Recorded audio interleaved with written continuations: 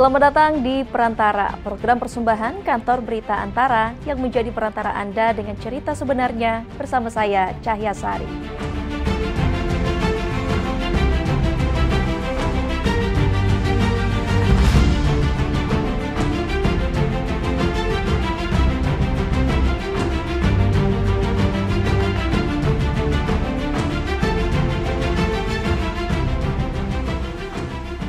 Setelah berbulan-bulan perang yang menelan ratusan ribu korban dan meluluhlantakkan Gaza, dunia berkumpul di pesisir Laut Merah pada Senin 13 Oktober 2025. KTT Sharm el-Sheikh untuk perdamaian. Itulah nama resmi pertemuan internasional yang digelar dengan tujuan besar, yakni menutup bab perang dan membuka jalan menuju perdamaian. Sesi puncak pertemuan itu ialah penandatanganan perjanjian damai antara Hamas dan Israel yang diinisiasi Presiden Amerika Serikat Donald Trump, Presiden Mesir Abdel Fattah el-Sisi, Emir Qatar Tamim bin Hamad Al Thani, dan Presiden Turki Recep Tayyip Erdogan. Selain keempat negara tersebut, sejumlah petinggi negara lainnya turut diundang untuk menyaksikan momen bersejarah yang dihelat di Resor Laut Merah Sharm el-Sheikh. Salah satunya adalah Indonesia yang menjadi satu-satunya negara dari Asia Tenggara yang diundang ke KTT Gaza. Indonesia yang diwakili langsung oleh Presiden Prabowo Subianto hadir atas undangan dari Presiden Mesir Abdel Fattah el-Sisi dan Presiden Amerika Serikat Donald Trump. Kedua kepala negara tersebut menilai Indonesia punya peran penting dan panjang dalam usaha mengentaskan konflik di tanah Palestina. Selain Indonesia juga turut diundang negara lain untuk hadir dalam acara ini dengan jumlah sekitar 30 negara. Namun yang memenuhi undangan hanya 20 negara pemirsa, termasuk 4 negara inisiator. 20 negara tersebut tak hanya hadir dan menyaksikan penandatanganan Piagam Perjanjian Damai Gaza, namun mereka juga punya peran dan keterlibatan loh. Apa saja peran mereka? Amerika Serikat diwakili Presiden Donald Trump sebagai co-chair penandatanganan perjanjian perdamaian. Mesir oleh Presiden Abdel Fattah el-Sisi sebagai tuan rumah KTT. Turki oleh Presiden Recep Tayyip Erdogan menandatangani perjanjian perdamaian. Qatar oleh Emir Sheikh Tamim bin Hamad Al Thani menandatangani perjanjian perdamaian.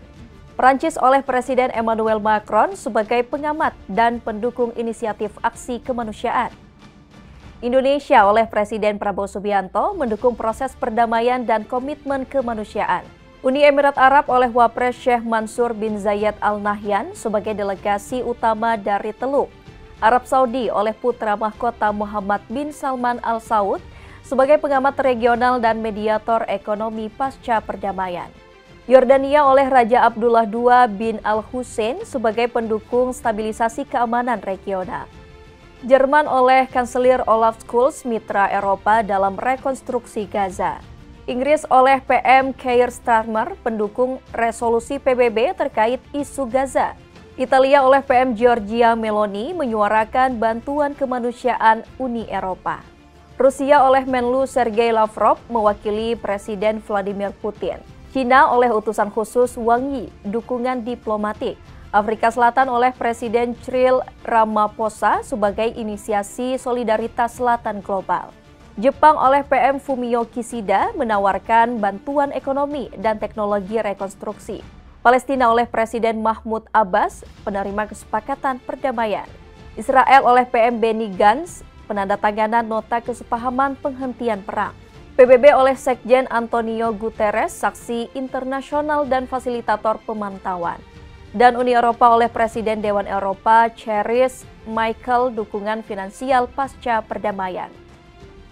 Rakyat Indonesia patut berbangga mengingat Indonesia merupakan satu-satunya negara di kawasan Asia Tenggara yang diundang oleh penyelenggara KTT Sharm el-Sheikh. Hal ini mencerminkan pelaksanaan amanat konstitusi untuk ikut menjaga perdamaian dunia, sekaligus menunjukkan posisi strategis Indonesia yang diperhitungkan oleh negara-negara dunia. Tidak hanya turut andil dalam jalur diplomasi, karena Presiden Prabowo juga menunjukkan langkah konkret dalam mendukung perdamaian di Gaza dengan menawarkan penerjunan sebanyak 20.000 prajurit TNI untuk bertugas sebagai pasukan keamanan di bawah bendera PBB. Pernyataan tersebut konsisten dengan pidato Presiden Prabowo dalam sesi forum debat sidang umum PBB pada akhir September lalu. Saat itu Presiden Prabowo menekankan bahwa Indonesia menaruh perhatian besar pada upaya perdamaian di Palestina dan mendorong penghentian kekerasan di Gaza oleh Israel. Namun perlu dicatat ya pemirsa, pengerahan kontingen Garuda hanya bisa dilakukan manakala Dewan Keamanan PBB memberikan mandat membentuk pasukan perdamaian di Gaza.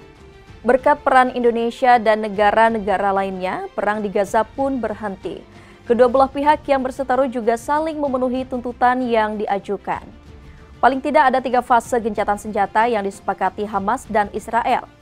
Pada fase pertama, Israel harus menarik pasukannya dan menduduki 55% wilayah Gaza. Dalam fase ini juga terjadi pertukaran sandera dan tahanan dari kedua belah pihak. Israel membebaskan sekitar 1.900 tahanan, sementara Hamas melepas sebanyak 20 dari total 48 tawanan. Dalam fase ini pula, bantuan kemanusiaan dibolehkan masuk ke Gaza dengan estimasi sekitar 400 truk per hari. Truk tersebut membawa kebutuhan untuk pembangunan rumah sakit hingga bahan makanan. Pada fase kedua, pasukan Israel akan mundur lebih jauh dan hanya menduduki sekitar 40% wilayah Gaza, dan Hamas diharuskan memulangkan sisa 28 tawanan. Kemudian Israel melepas tambahan 1.000 tahanan. Pada fase ini pun diharapkan Gaza sudah memiliki kelompok teknokrat yang akan membangun wilayah tersebut dalam segala bidang dengan dukungan komunitas internasional. Mereka akan membangun infrastruktur dasar seperti sumber tenaga, sanitasi hingga keamanan.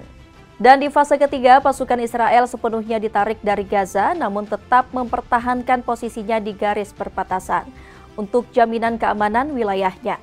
Sebagai timbal balik, perbatasan akan dibuka sepenuhnya untuk akses bantuan kemanusiaan.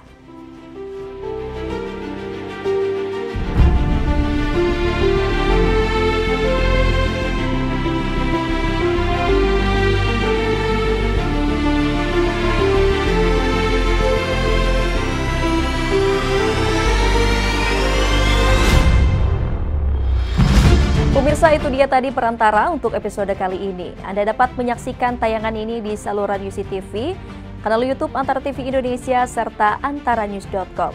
Terima kasih telah menyaksikan. Saya Cahya Sari pamit undur diri. Sampai jumpa.